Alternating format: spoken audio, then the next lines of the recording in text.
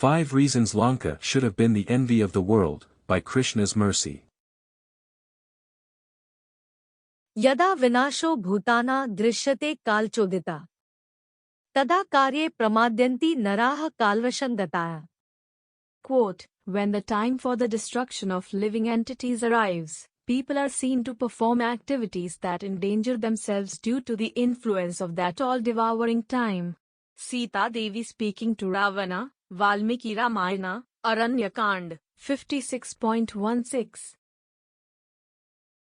If turned into a dramatic production, from one of the leading companies in the film industry, it would be the location where many of the scenes are shot. It would be the set from which important dialogue would be spoken.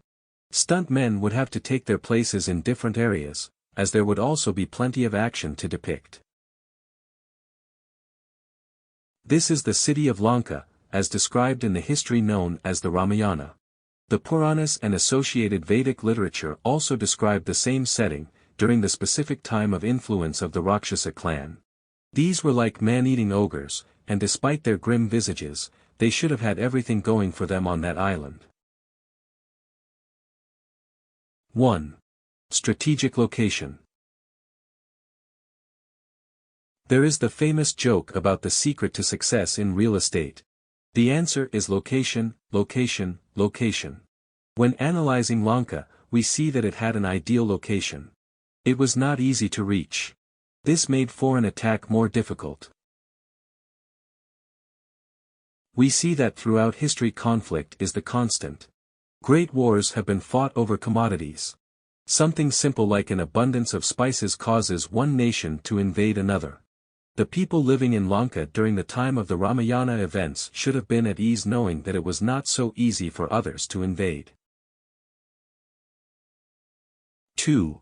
Immense gold. Gold and jewels were everything. They were in such abundance that they were included in the construction of the buildings. Gold is a commodity in high demand irrespective of the period of time, the language of the locals, the currency system in place, or the average net worth of the population. 3. External beauty. If there is no shortage of gold and jewelry, you can take advantage of the abundance to decorate nicely. No expense has to be spared precisely because it is practically impossible to deplete the resources. This means that the buildings can be beautifully built. The city itself can be breathtaking to behold.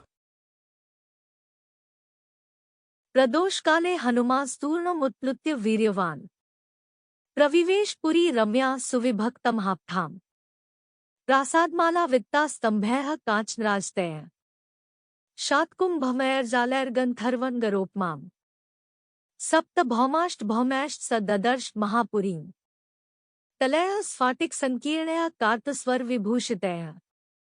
Quote, when the evening came, the very powerful Hanuman quickly jumped up and entered the beautiful city, which had great pathways that were well divided, was filled with rows of mansions, and had golden columns and golden latticed windows that made it resemble the city of the Gandharvas.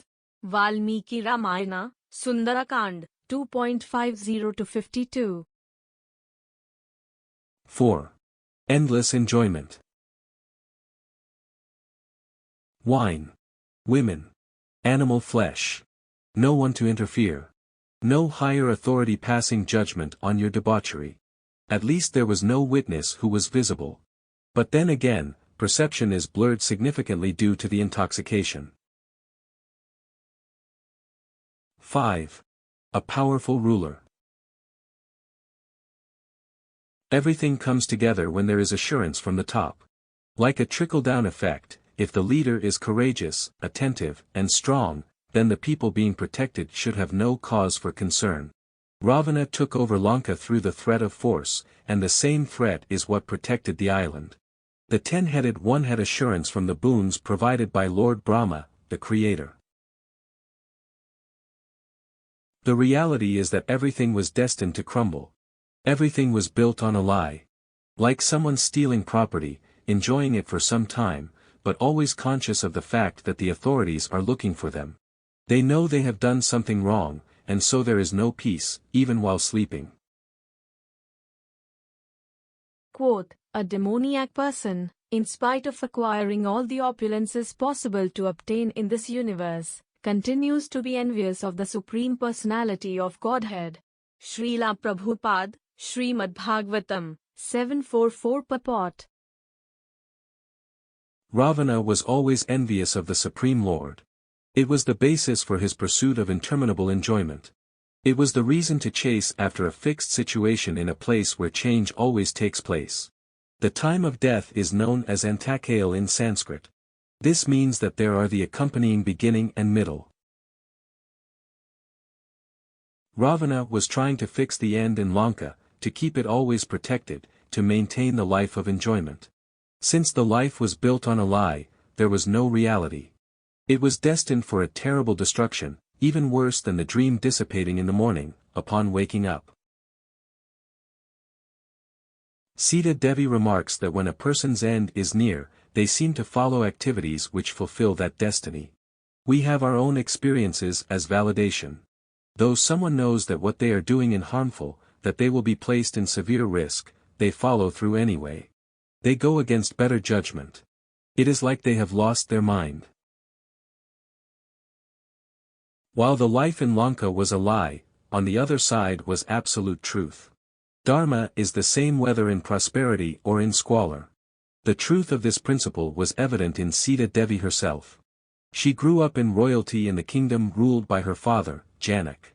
She later married into royalty after Sri Rama won the contest of the bow. She then had to live in the forest. This was an abrupt change, but she followed her husband dutifully. Then, due to the wickedness of Ravana, she was separated from Rama. Sita remained just as devoted to her husband while held in Lanka against her will. This proves that Dharma is always the way to go.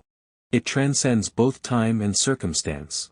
Whether I am in the beginning, middle, or end of the current lifetime, I can remain blissful in devotion, in remembering both Sita and Rama, who are everything to me and saintly people around the world. In closing, for saintly people to see, and certainly everything for me, that whether in abundance found, or on destitution's ground, whether residing alone, or through popularity known, Sitarama dedicated to my only Savior who